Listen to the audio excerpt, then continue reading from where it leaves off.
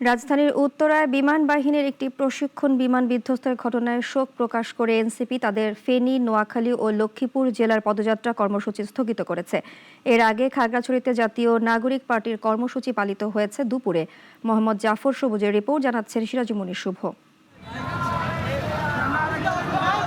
জুলাই গণ অভ্যুত্থানের আত্মত্যাগ আর অঙ্গীকার স্মরণ করে দেশ গড়তে জুলাই পদযাত্রার অংশ হিসেবে খাগড়াছড়িতে কর্মসূচি পালন করেছে এনসিপি। বিকালে জেলা শহরের নারকেল বাগান থেকে পদযাত্রা শুরু করে শহরের বিভিন্ন সড়ক ঘুরে মুক্তমঞ্চে গিয়ে সমাবেশ হয়।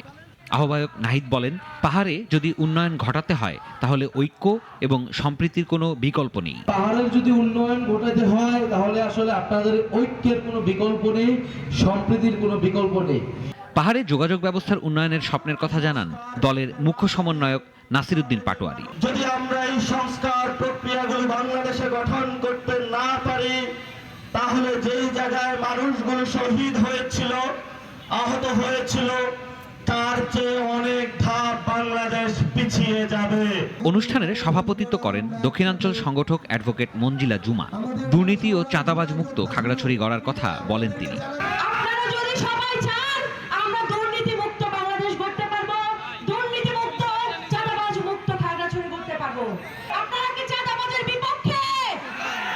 ছিলেন মুখ্য সংগঠক সার্জিস আলম।